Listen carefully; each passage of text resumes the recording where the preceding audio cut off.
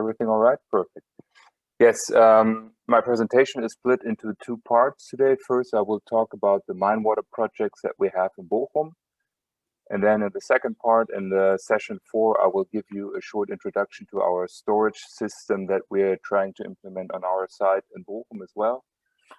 As you can see here on the main page, this is a picture taken from a visitation mine close to our site in Witten. And this more or less represents the mine workings of the 50s. And that is something similar that we have below our premises at our IEG site in Bochum.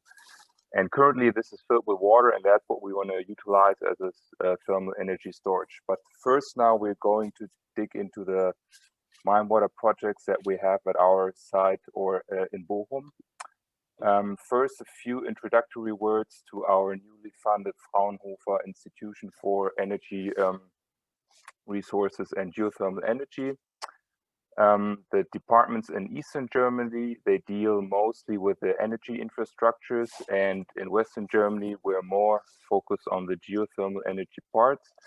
Also, we have a sector coupling that is operated in Jülich, and yeah, we're newly funded since 2000, at the end of 2019. And the institution where I worked before, this was a geothermal center in Bochum, was integrated at the beginning of 2020. So we're now prepping up this institution, and we're growing quite rapidly. And if you want to have further information on our work, please visit our website as well. I think for the motivation, it's pretty clear that if you look at the overall primary energy consumption in Germany, we can see that over 50% is utilized for heating. And as a discrepancy, we can see that for the renewable energies, there's only a small fraction utilized for this heating purposes. And one part to counter this this effect is to utilize storage potentials, for example, in mines. And this is where we're currently working on, so to increase this potential. Where are we located in Germany? We're located in the state of North Rhine-Westphalia, in the western part of Germany. Bochum is more or less in the center of North Rhine-Westphalia. And within Bochum, we have 3 mine water sites. At our site, we are operating or implementing the mine thermal energy storage. Then we have one mine water utilization plant, which is going to be implemented this year. And then we also have one mine water utilization plant that is drawing energy from the mine water drainage system for since 2014 from the Robert Müser colliery. And I will also present a few slides about this already operating mine water project. For our site, the Fraunhofer IEG in Bochum is located on the premises of the Bochum University of Applied Sciences. And we're also very close to the Ruhr University of Bochum, so there's a close collaboration between those two academic universities as well. In 2018, we conducted also a potential study where we looked at all the mine water drainage sites in North Rhine-Westphalia, and there's over 100 million cubic meters of mine water pumped each year for drainage reasons, and it has a temperature between 13 and 35 degrees. And if you would utilize this heat from the mine water within a low X district heating grid, you could utilize 4,241 gigawatt hours per year. That's prediction we made within this potential study. This potential study is freely available, but unfortunately only in Germany. But if you like further information on this, please contact me and I will try to translate some of the important key messages from this report for you. Here on the left-hand side, we can see in North Rhine-Westphalia, we have the largest part in the Ruhr area is dealing with the coal mining. In 2018, we phased out of the coal mining completely, but also in North Rhine-Westphalia, we have some other mining areas or mining in the southern part. So it's not only coal that we're dealing with in North Rhine-Westphalia as well. Just a few words to the Robert Müser mine water utilization plant. Here we have 10 million cubic meters pumped each year with a temperature of 20 degrees from a depth of 570 meters. And here is the shaft Arnold, where the water is pumped. And then it's also, after the heat is extracted, it's discharged into a pond. And part of this, the heat from the mine water, is used to heat up a school complex and also a fire station. We have a small district heating grid. It's almost a vertical line, 800 meters long. And here's just a small depiction. So the water is pumped from 570 meters below ground. It's collected, and part of it, it's utilized. The heat is extracted through the heat exchangers. Here we can see part of the technical facilities. And then that heat is distributed to the heat pumps within the school and the fire station. And then the non-utilized mine water, it's then discharged into the ponds. From the technical point of view, they had some issues with the filter screens at the beginning of the project because they used too low mesh size of the filters. But after they increased the mesh size, they didn't really have any further issues with this plant. And also the heat exchangers so far worked pretty well. They didn't have to clean them since 2014. So this is a very smooth operation so far, and was more or less the nucleus for the other mine water projects that we now initiated in Bochum as well. Here's some key facts about this mine water project. Heat consumption 3.5 gigawatt hours per year, thermal output 1.6 megawatts, length of the district heating grid 815 meters, CO2 reduction, very important, 280 tons per year, and investment costs were 1.2 million euros, which included 500,000 euros of funding. Within this potential study I mentioned earlier, we also did a forecast for this mine water drainage site Robert-Müser. There is a high demand because it's an industrial area.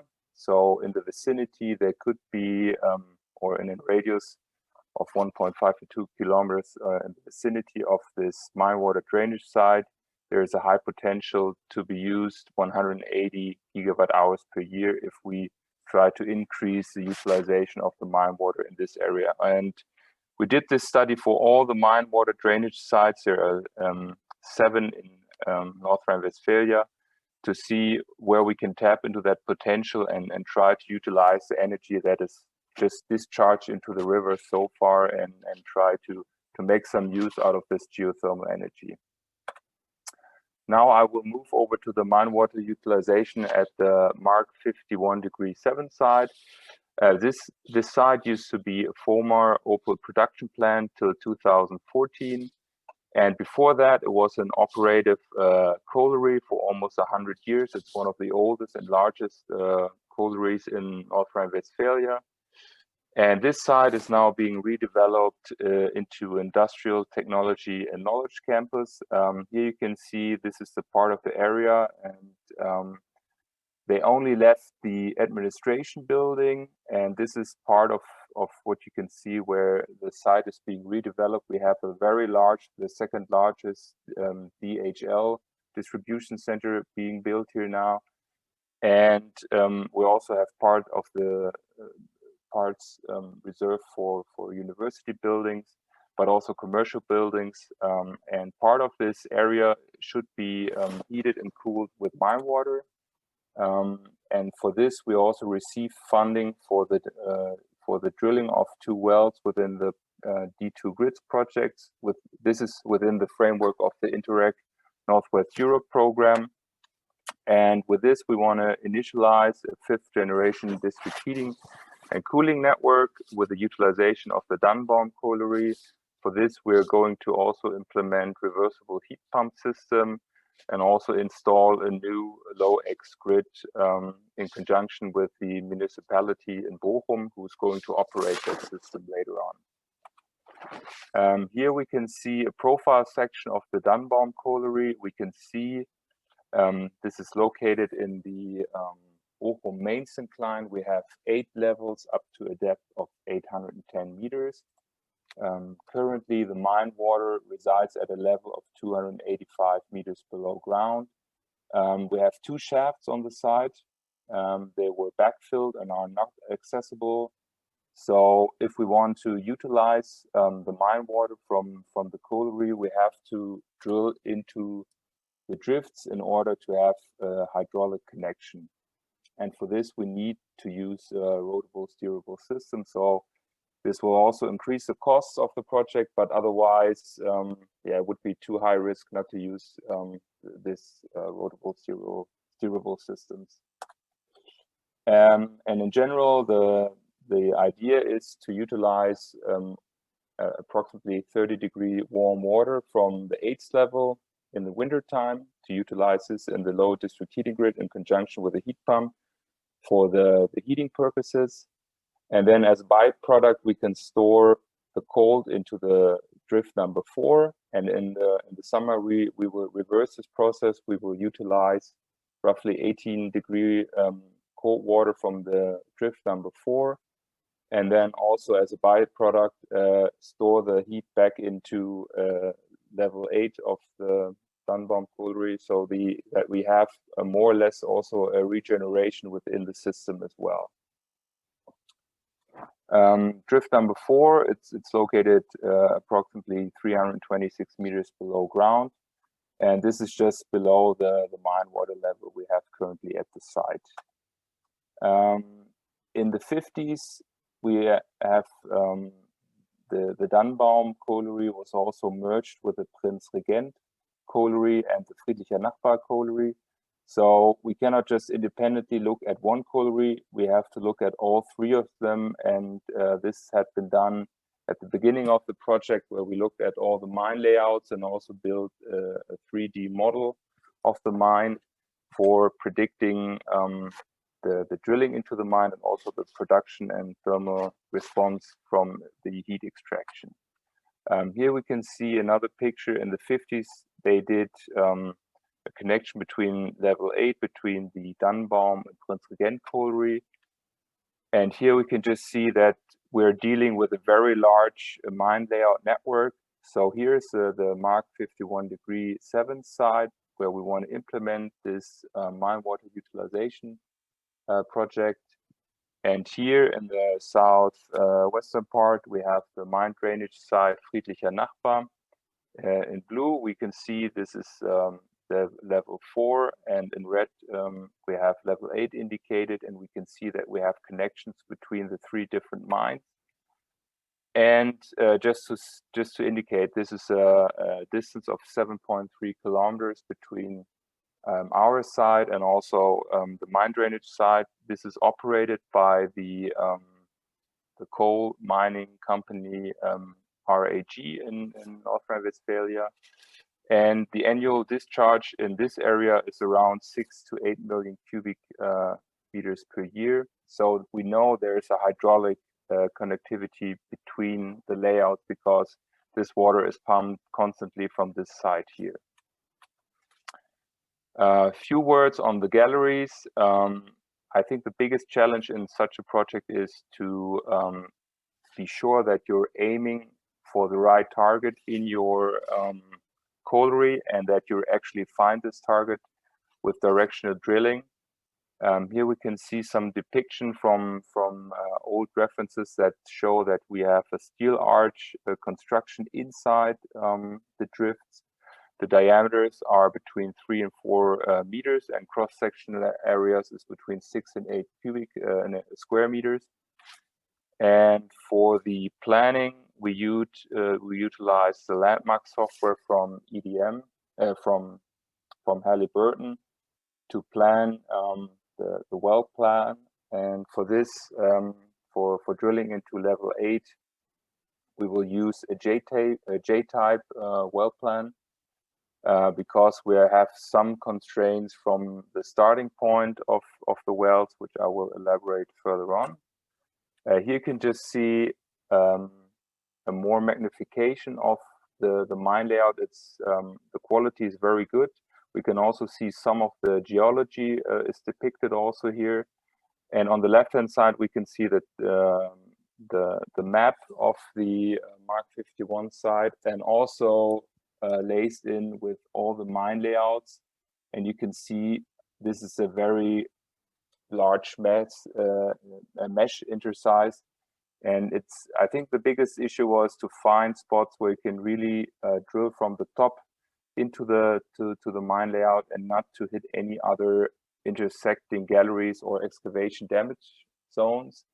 And for this, we will utilize this area here. And here you can see drift number 4, and this is where we will initiate a vertical hole into drift number 4.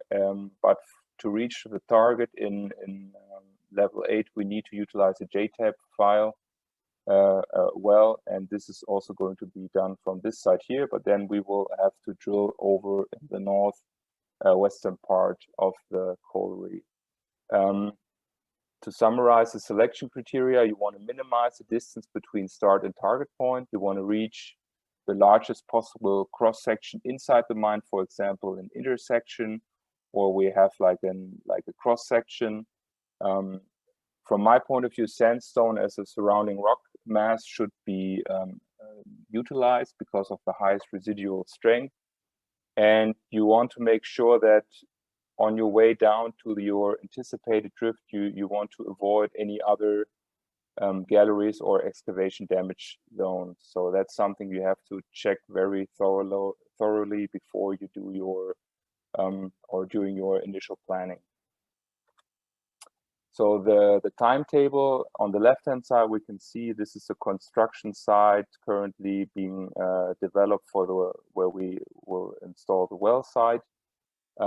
This construction will be done in April this year, and then drilling operations will commence from September till October. Here you can see this is a technical drawing of the well site. We have 2 wells, GT1 and GT2.